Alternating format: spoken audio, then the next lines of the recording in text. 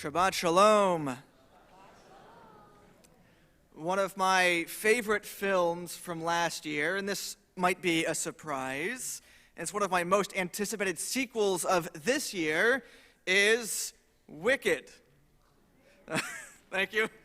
I'm a recent and now huge Broadway musical fan, thanks to my wife, Sarah, who really introduced me to the beauty of Broadway. But I was not too familiar with Wicked, even though it came out 20 years ago.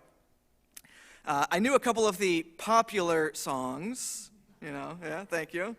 But if you have not seen the film or the show, don't worry, I'm not going to spoil anything.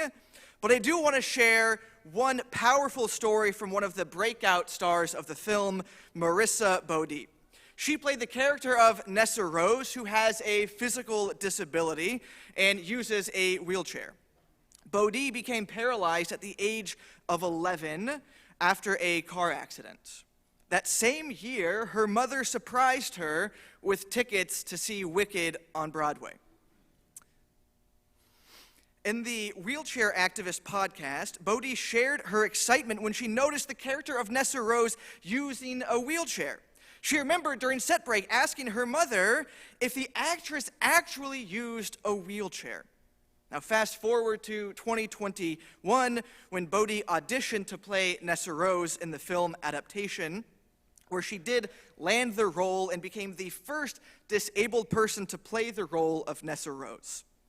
Since 2024, when the first part of Wicked became a blockbuster hit and an Oscar nominee, Bodie has gone on to become an advocate for more roles played by the physically disabled and for more accessible film and stage sets.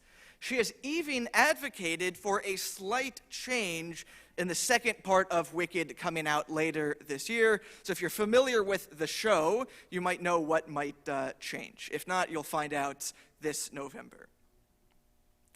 So, what does it mean to advocate? What is self-advocacy? How can we be like Marissa? Well, self-advocacy is the ability to speak up on our behalf effectively. We might do this to bring about positive results in any of the various contexts in which we interact, whether at work, in organizations, at school, in our community, or in our family. If there are decisions to be made on your behalf, or conditions that affect your well-being, it's your right to speak up powerfully about them. You have the right to assert your own best interests. However, for one reason or another, many of us don't feel comfortable advocating for ourselves. It is so difficult. Right? It's a learned behavior, but not everyone has seen it modeled or has had the opportunity to practice it. Sometimes our past experiences stifle our ability to speak up or our belief that our needs are valid and are worth fighting for. And we witness a very powerful example of self-advocacy in this week's parasha of Pinchas. So we learn that Self-Advocacy, he, the son of Hefer, had no sons. He only had daughters. We learn the names of them, right? Machla, Noah, Chogla, Milka, and Tirza. But they came forward. They stepped forward. They noticed injustice. So we learn about their names, but then they stood before Moses, Eleazar the priest, and the chieftains in the whole assembly at the entrance of the tent of meeting. 5 women going in front of the leaders of the Israelites. This is brave. This is courageous. Right? They had witnessed just a couple of weeks ago what happens when someone speaks out of turn to Moses. What happened? The entire earth opened up and swallowed them. But they knew they could not stand by waiting for someone else to speak up on their behalf. They had to approach Moses and do it. So how did they find the courage to advocate for themselves and to ensure rights for the Israelite women in the future? A midrash on this section says that when they heard that the land of Israel was to be divided according to tribes, according to the males and not the females, they gathered together to make a plan. They said, God's mercy and compassion is not like the compassion of mankind. Mankind favors men over women. God is not like that. God's compassion extends to men and women alike. So we learn at first, when we are introduced to these characters, they're just called the daughters of Self-Advocacy, twice. Only later, when they approach the elders, do they actually get named. So a modern midrash says that it is due to the shadow and the fear that they had in the beginning. They were walking in the shadow of their father, the shadow of the man. They were afraid of this. For at the start, they were worried to go in front of these leaders. But as they drew closer together, this one to the other, they became confident and were thus called by their names, as it's written, the daughters of Self-Advocacy, and these are the names of the daughters. Now, they did not send just one of them to go and advocate on behalf of women. All 5 of them stood in front of the leaders. Rabbi say this one stood in front of Moses, this one in front of Eliezer, this one in front of the chieftains. They all had something to say. They were all smart and wise women.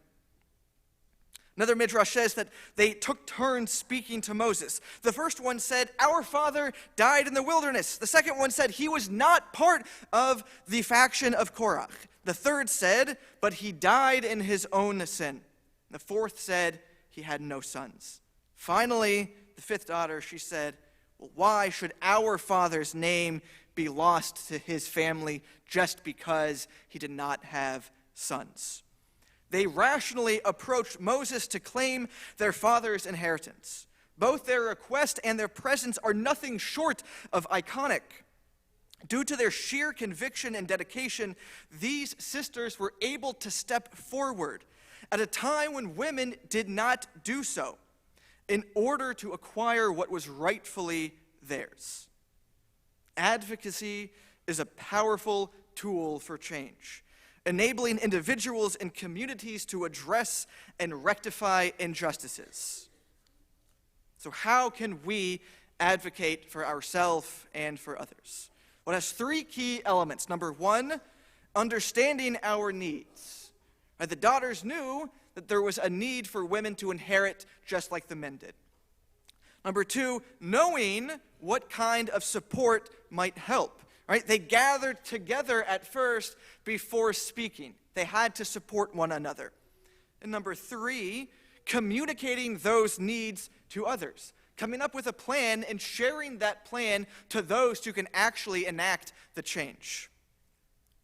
And here are the 7 benefits of self-advocacy that can change your lives and the lives of everyone in this world. Number 1, you empower yourself and others by practicing and honing self-advocacy skills.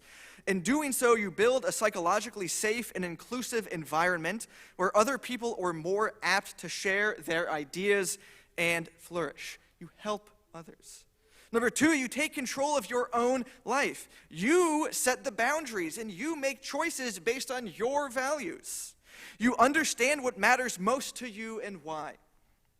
Number 3, with your increased self-awareness, understanding of the needs of others, and knowledge of governing principles, you become better at decision making. Number 4, you use open-ended questions to engage in conversations. You become better able to hear the perspectives of others that you had not previously considered. Right? At the end of this conversation with the daughters, Moses doesn't know what to do. He has to ask God. God says, of course they deserve the right to have the land. Number 5, you become an effective problem solver. You know how to research the problem at hand and how to consider multiple perspectives. You know that to get what you want, you have to present a solution in a way that is compelling to yourself and others. Number 6, you develop yourself continually and are an active member of organizations that impact governing policies that matter to you and the larger group. These 5 sisters made a change that has impacted the Jewish people for thousands of years. And number 7, and probably the most important benefit, you speak up for yourself and others, those who do not have a voice, those who cannot advocate for themselves. It's a win win-win. We, like our ancestors before us, the daughters of Tzlofechad, we have the ability to approach others, to approach leaders in our community and advocate for our needs and for the needs of our peers. Now, while that initial step, it might be a hurdle, it might not be so easy, it can lead to having a lasting impact for generations to come. May we all have the courage that these 5 sisters showed in the wilderness thousands of years ago. Shabbat Shalom.